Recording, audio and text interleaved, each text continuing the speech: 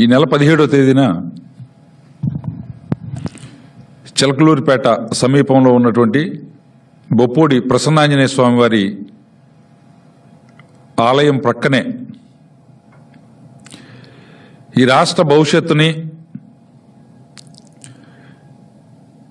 భావితరాల యొక్క భవిష్యత్తుని నిర్ణయించే విధంగా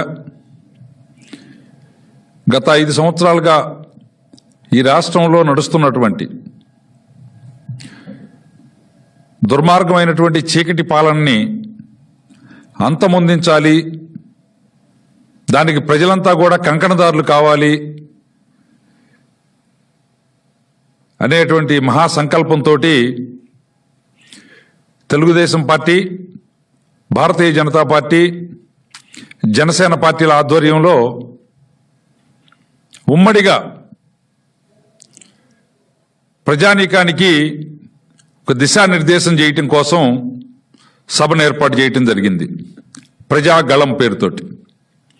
ప్రజాగళం ప్రజల యొక్క గొంతుక, ప్రజల యొక్క ఆలోచన, ప్రజల యొక్క అవసరాలు దానిలో చర్చకొచ్చే విధంగా, ప్రతిబింబించే విధంగా ప్రతిష్టాత్మకంగా ఆ సభను నిర్వహించాలి అని చెప్పేసి భావించడం జరిగింది.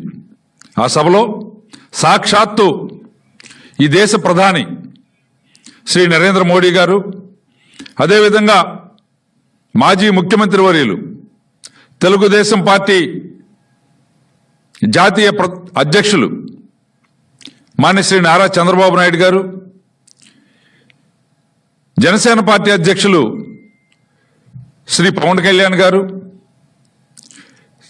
ఇంకా వేదిక పైన 3 పార్టీలకి చెందినటువంటి అగ్రనాయకత్వం అంతా కూడా ఉండే విధంగా ఏర్పాటు చేసి అక్కడి నుంచి ప్రజానీకానికి ఒక దిశానిర్దేశం చేయాలి అని భావించడం జరిగింది. ఒక దేశ ప్రధాని బహిరంగ సభకు వస్తే దానికి అడుగడుగునా కూడా ఇబ్బందులు, ఒక కుట్రపూరితమైనటువంటి చర్యలు దాని వెనక మళ్ళీ కనపడతా ఉన్నాయి.